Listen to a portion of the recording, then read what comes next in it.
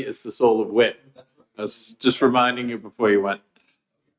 I know you like brevity, so I will be as brief as I can. Thank you. Thank you, Mr. Chairman, members of the Senate Judiciary Committee. For the record, my name is Representative Jonah O'Ryan Wheeler, and I represent the towns of Peterborough and Sharon.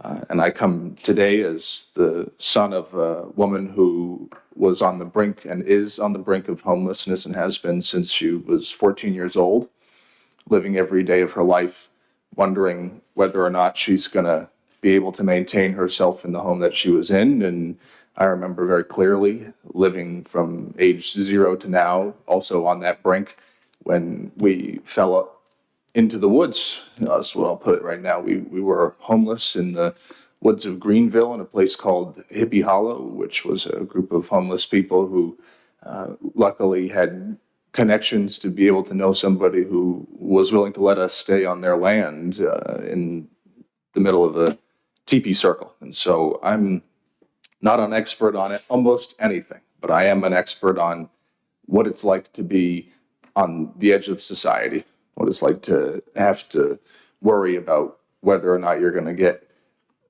your apartment is still going to be there for you next month because of what it's like to live paycheck to paycheck in this society.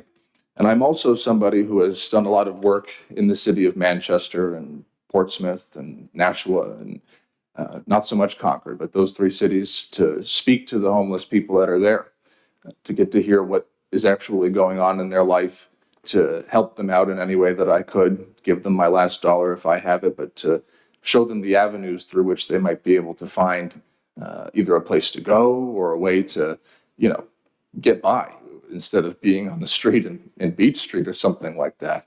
And so the way that I approach this piece of legislation that I'm a co-sponsor of is what Representative Newell alluded to. You can't get blood from a stone.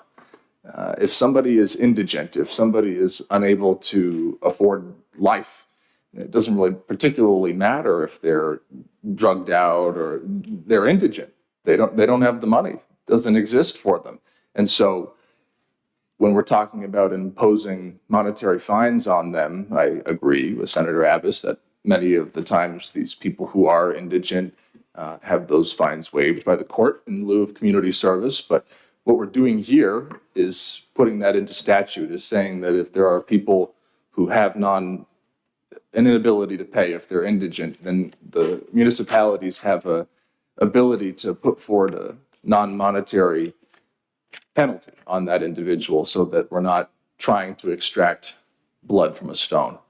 And so I think that what the House Criminal Justice and Public Safety Committee did, a committee that isn't particularly, they're not supportive of government housing or they wouldn't use the term houseless. They don't, particularly have an affinity towards the state addressing this in any way, did amend this piece of legislation and pass it unanimously because they recognize that whether it be the welfare officer, I come from a town where our welfare officer works, I think, only 3 days a week or something along those lines. And so, and it's also a job which is a dual responsibility. So if I'm not mistaken, it is one of the administrators of the town who also does the welfare work in there. So she's got 2 responsibilities and has to move forward from there. But as Representative Newell mentioned, this is something that the individual themselves is going forward to do. So it's not that we have to have this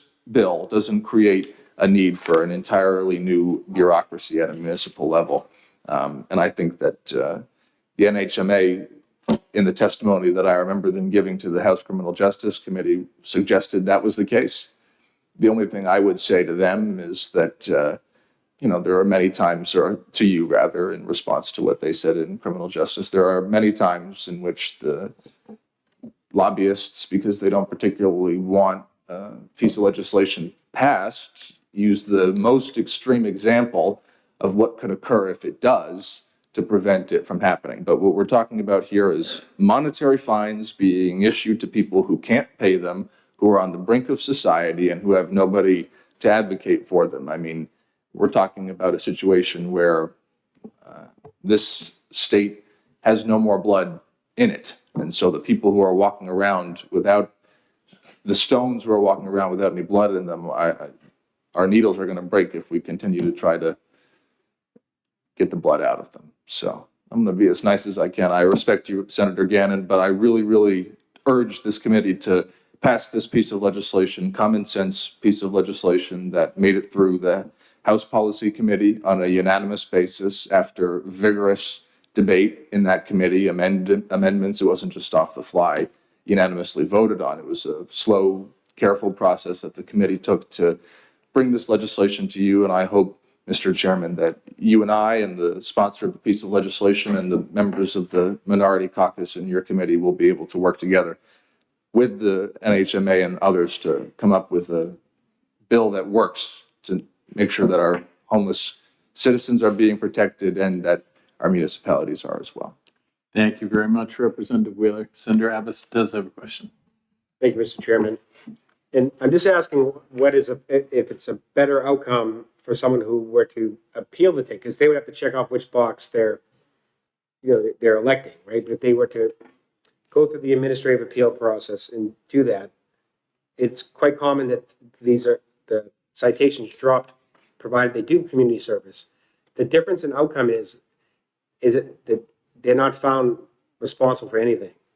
By electing to do the community service up front, you're essentially admitting that you did it and then doing the community service. Now, it may seem like the same thing, but one of them is a responsibility, or I call it a negative finding on your record versus a non-negative. So I would think it's better to get it, if you can get it thrown out through the community service, that's a good outcome. But if you check the box to do the community service that way, you're accepting that as, you're fine, but then that's how I understand it. So the way you've put it, I think, is correct in the sense that if you were to appeal it, and if you were to get that appeal overturning your record, then you would have nothing on the record, and it would look a lot better than if you did community service here. But I think the difference is that most people, and we were speaking about this yesterday with a different bill, most people don't understand the appeals process, the hearings process, especially if you're somebody, on the streets of Beach Street or something like that. If you're addicted to fentanyl and the system catches you in a wrong moment and you're now either, going to be fined or put in prison or something along those lines, but to speak to a specific hypothetical for this bill, a fine will be imposed on you, then you're not particularly someone, and I know these people, who understands the appeals process, knows how to get a lawyer, knows how to appeal to the court, knows how to advocate for yourself to be able to do those things. And so they take the monetary fine that's imposed on them and they don't pay it. And so that is a negative on their record that we would be addressing here by allowing them to do community service or an enrollment or whatever other non-monetary fine a municipality has come up with. We are allowing that individual to have a choice as to whether or not they want the imposition of the fine or if they want, I'm answering a question, just to be clear. No, you are responding to it. Right, exactly. Or if they want, sorry, I could hear people at the table. I think what you're suggesting is I may have been asking too much of someone facing some. Well, exactly. And they have the opportunity, even with this, to still go about the appeal. So if they did understand the process, if they felt that they were worthy of an appeal, they could still have that appealed from their record.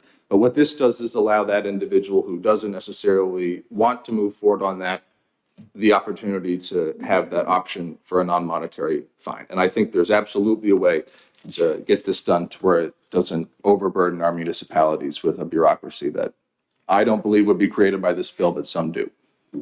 Thank you. Thank you. Thank you very much, Representative Wheeler. Bob Keating.